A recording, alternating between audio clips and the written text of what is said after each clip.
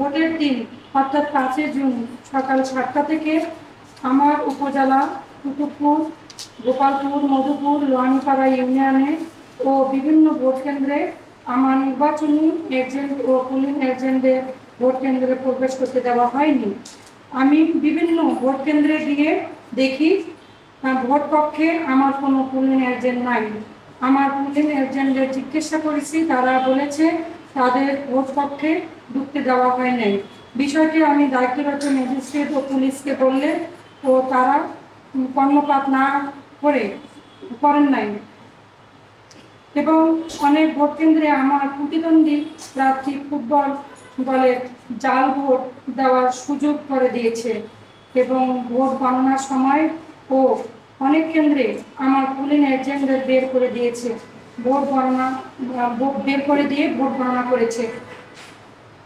বিষয়টি আমি অনেকবার প্রশাসনকে বলেছি, তারা বলেছে যে দেখছি। ভোট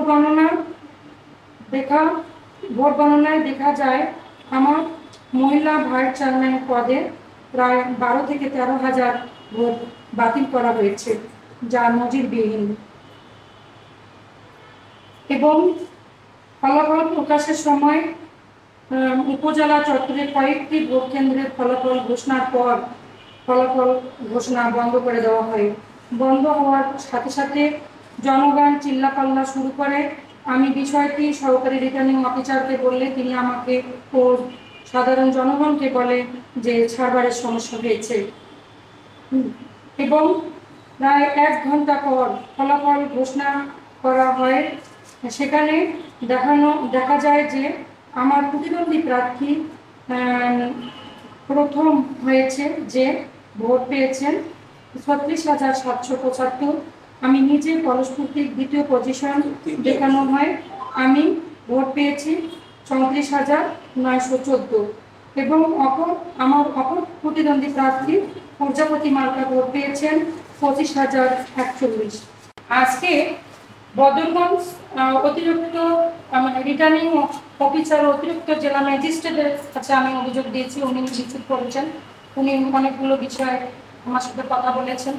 উপজেলা নির্বাহী অফিসে যখন আমি অভিযোগটা জমা দিতে গিয়েছি, সেখানে উনি আমাকে 2 ঘন্টা বসে রেখেছেন এবং আমার সাথে সে নির্বাচন কালীন সময় রিটার্নিং অফিসার হিসেবে তিনি দায়িত্ব পালন করেছেন, উপজেলা নির্বাহী কর্মকর্তা, তিনি আমার সঙ্গে অশালীন আচরণ করেছেন এবং উনি আমার কাগজটি গ্রহণ করেননি। আমাকে বলেছে এটি সচিবের কাছে যখন আপনি আবেদন করেছেন, সচিব আপনাকে দেখবে, সচিব আপনার এটার করবে। আমরা ভোট নিয়েছি, আমরা ঘোষণা দিয়ে দিয়েছি, কি বাতিল হয়েছে আর কে হয়েছে এটা এখন আর দেখার বিষয় না।